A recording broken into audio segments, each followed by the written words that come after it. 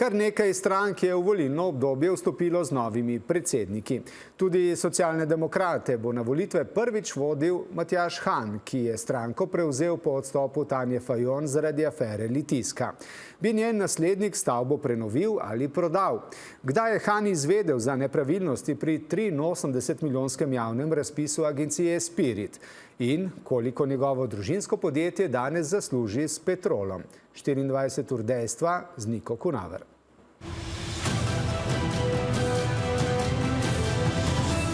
Matjaž Han je šesti v vrsti poglobljenih predvolilnih intervjujev za našo medijsko hišo.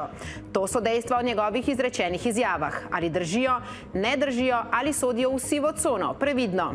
Najprej o litijski 7,7 milijonskem nakupu propadajoče stavbe, zaradi katerega se je SD znašla v največji krizi v svoji zgodovini. Odstopila sta predsednica stranke Tanja Fajon in generalni sekretar Klemen Žibert. Položaj je zapustila tudi ministrica za pravosodje Dominika Švarc Pipan. Ne sme se nam narediti, da ta zadeva propada. In zdaj dejstvo je, in ko gledamo, koliko je stal 7 milijonov, pa če obnove, ne vem, 3, 4, 5 milijonov, zdaj ne vem, koliko bi bila lahko ta obnova, ampak sigurno bi bilo to za državo zdaj lahko bistveno bolj ugodno, kot pa da jo zdaj prodamo pod nekimi pogoji, ki bi bili nižji, kot smo dali. 2 leti po nakupu stavba še vedno propada. NPU je marca lani ovadil 4 osebe. Prodajalca Sebastjana Vežnavarja, Uroša Gojkoviča z Ministrstva za pravosodje, vodjo službe za nepremičnine Simona Starčka ter sodno cenilko Bredo Zorko, ki je izdelala 2 cenitvi z večmilijonsko razliko v vrednosti. Poleg kupnine 7,7 milijona evrov je pravosodno ministrstvo do danes plačalo še za dobrih 94 tisoč evrov stroškov. In še ena težava, nerešeno vprašanje manjkajoče parcele. Ob nakupu je država od Vežnavarja namreč pozabila odkupiti manjši del zemljišča tik ob zadnjem vhodu. Ker brez te parcele stavbe ta hip ne morejo prenoviti, tudi če bi jo želeli, ker kriminalisti sumijo, da jo je država preplačala za skoraj 3 milijone evrov in ker je bil Han ves čas član vlade, njegovi trditvi, da se Litijsko splača prenavljati, dajemo oceno ne drži. Kaj pa afera Spirit in sum nepravilnosti pri razdeljevanju 83 milijonov evrov sredstev za prestrukturiranje zasavske in savinjsko-šaleške premogovniške regije? Ko sem to videl rezultate, ker prej tega res nisem vedel, sem takoj ustavil. Seveda so mi tudi pomagali mediji, ki so takoj na to upozorili, ampak bom tako rekel, mene je eden med vikendom poklical, pa je rekel, bodi pozoren na neko stvar in sem bil pozoren. Pred objavo? Ne, po objavi.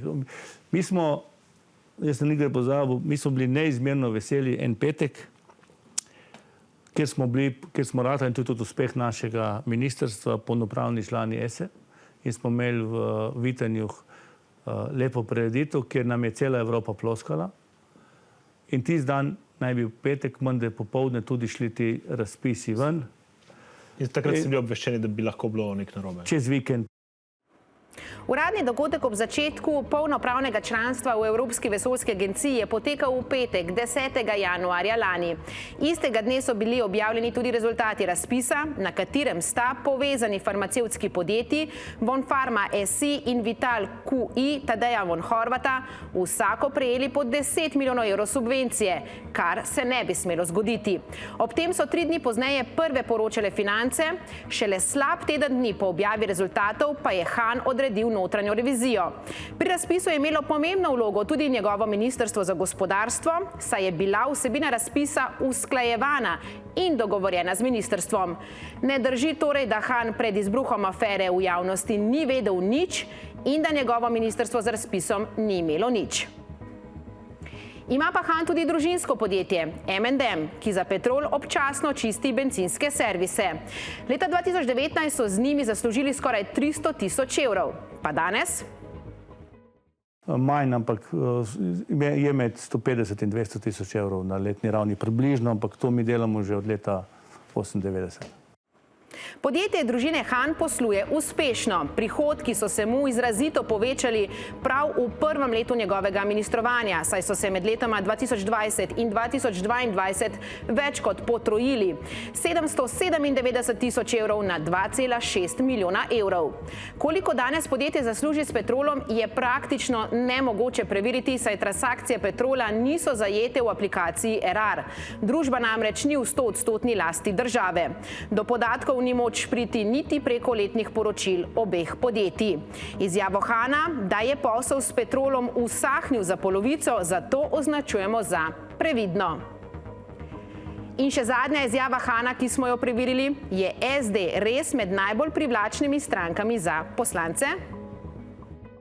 Jaz sem v 22 letih doživel, da je zmeraj k nam bistveno več ljudi prišlo, kot jih je odšlo, govorim, kar se tiče parlamenta. Odkar sem bil jaz 9 let vodja poslanske skupine, pa tudi v vrhu naše stranke, jaz nisem nobenega cukal za rokav ali pa nobeno in prosil priti v našo stranko, enostavno se je to naredili spontano. Ali spoznajo, da imamo mi nek ta tovariški dolg, da je mogoče naše delovanje malo drugačno, uperjeno na dolgi rok, ne vem. Tole so prestopi iz in v stranko SD. Med zadnjima sta k njima prišla v tem mandatu Mojca Šetinc Pašek in Matej Tašner Vatovec. Skupno se je njihovi poslanski skupini pridružilo 10 poslancev, medtem ko so jo zapustili 3. Izjavo Hana, da je prihodov izrazito več kot odhodov, zato označujemo za točno. Podrobnosti o današnjih dejstvih najdete na 24ur.com. Z vami bomo tudi jutri zvečer, ko bomo v živo preverjali izjave na drugem predvolilnem soočenju v največji bolnišnici, Kliničnem centru.